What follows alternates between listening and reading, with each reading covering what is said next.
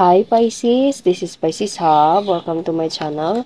So for today's video, gamitin natin itong tarot cards para alamin natin kung ano yung magiging advice, mensahe, gabay ng tarot cards for Pisces sa araw na ito. Okay? Reminder lang Pisces na ito ay general reading. So, pwede pong mag-resonate, pwede pong hindi. Pwede ito ay para sa'yo, pwede din pong hindi. Okay? And this is a timeless reading Pisces. So, kahit anong araw, buwan, o taon mo to napanood, itong video na ito ay nag-resonate sa sitwasyon niyo po, take note lang. Okay? And lahat po ng gender ay welcome po sa ating channel. So, babae, lalaki, LGBT ay hindi po siya gender specific. Again, pag mag-resonate sa mga tao, take nyo lang. Pag hindi, huwag pong ipilit. Okay? So, shuffle muna natin itong cards and alamin natin kung ano yung magiging advice, gabay, mensahe ng tarot cards for Pisces sa araw na ito.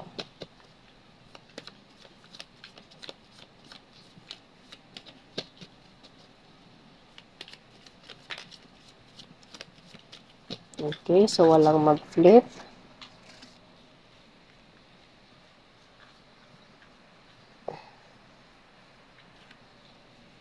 King of Cups, okay, masculine energy na water sign, Pisces, Cancer, Scorpio.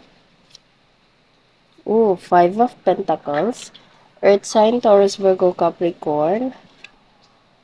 Knight of Cups, okay. Medyo ironic itong dalawang to, pero sige, sige. Okay. Four of Pentacles, okay. So, bottom of the deck is 10, 9 of Wands. Okay. So, Pisces, pwede you're dealing with a masculine energy, okay? Or, pwede din you're dealing with a fire sign, Aries, Leo, Sagittarius. Pero kung hindi, it's okay. So, King of Cups, nakikita nyo, again, meron tayo ditong kasunod na Five of Pentacles and Knight of Cups. Sinabi ko kanina na ironic kasi there's a not so good situation and meron tayo ditong good news, okay? So, nung pagkalabas nitong Four of Pentacles na parang nagkaroon siya ng kumbaga saysay kung bakit meron tayo ditong ironic cards. Okay, so pwede yung this three of cards right here is meron connection sa kay King of Cups. Pwede you're dealing with someone na may masculine energy or pwedeng ikaw to Pisces, okay? You are sitting on your throne or alam mo sa sarili mo na kumbaga nag-matured ka, okay? Kumbaga maayos na yung decision mo sa buhay, okay? You know that you are a good person, Pisces. Alam mo sa sarili mo na mabuti kang tao, okay? Hindi man perpekto, pero alam mo maayos, mabuti kang tao. And you're dealing with other people na kumbaga, kabutihan yung nasa puso mo or yung intention mo, okay?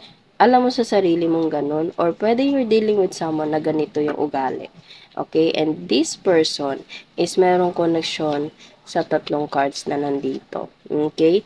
You, both of you, pwedeng itong taong to or pwedeng ikaw, Pisces, is dumana sa sitwasyon na medyo mahirap or pwedeng iniwan sa ere or pwedeng nakakaramdam na parang nagse-self-pity ka, naaawa ka sa sarili mo, okay? Kumbaga, sa sitwasyon na hindi siya ganun kagandahan, okay? Mahirap, medyo mahirap, okay? Pwedeng ito ay financial kasi nakikita niya meron tayo ditong pentacle and nakikita niya naglalakad sila sa parang snow, okay, and hirap sila sa pamumuhay. Okay. So, pwedeng this is your past experiences, Pisces. Pwedeng you're dealing with someone na ganito. Pwedeng kasama mo to sa hirap, okay?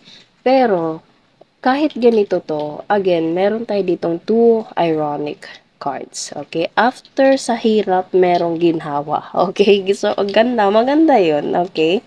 Kasi maganda yung parang shifting, transformation ng cards from hindi kagandahan papunta sa magandang buhay. Okay. So, bigla ako naisip na kailangan mo yung pagdaanan, Pisces, for you to receive, for you to, kumbaga, maging ready to handle the biggest opportunity, biggest blessing in your life. Okay? Kasi dito napapasok ang Knight of Cups. Lahat ng nawala, lahat ng mga bagay na hindi mo nakuha, lahat ng mga bagay na hindi natuloy is merong rason. Always kong sinasabi yun, Pisces, everything happens for a reason. Okay? Trust the God's timing in God's perfect time. Okay? It's either meron yung lesson or pwedeng makakasira yun sa'yo. Okay? Or may mga bagay dati na hindi nangyari because there's a reason, pwedeng alam mo man o hindi. Okay? And you are kumbaga nag-evolve ka, okay? Nag-progress ka, Pisces, nag-upgrade ka from someone na medyo takot, medyo vigilant, medyo kumbaga parang lahat defensive, okay? Pwedeng ito yung ugali mo dati. Mamaya na to si Knight of Cups. Ito ugali mo dati, Pisces, or pwedeng ikaw to yung ganito, okay? Takot ka, meron kang kinakatakutan, okay? Pasensya na sa word, hindi ko masabi, pero alam mo sa sarili mo dati, Pisces, na you are being defensive, okay? Takot ka sa judgment ng ibang tao, takot ka sa kung anong isipin ng ibang tao sa'yo. You are people pleaser, okay? So, pwedeng ganito yung ugali mo dati or pwedeng ganito ka ngayon. Naka-defense mode siya, mataas yung wall niya sa paligid niya and nakikita nyo parang alerto siya palagi. Okay? So, hindi siya, takot siya sa judgment ng ibang tao. Takot siya sa mga bagay na nakapaligid sa kanya. Okay?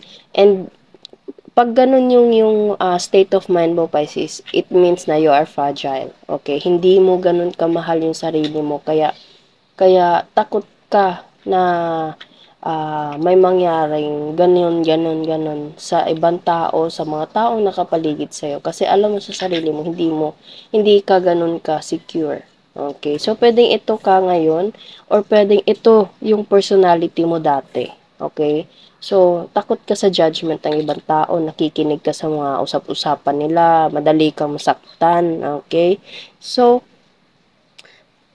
before this within this situation, Pisces, you have to uh, upgrade yourself. Okay, you have to be a king of cups. You have to be matured. You have to love yourself even more, Pisces. Mahalin mo yung sarili mo.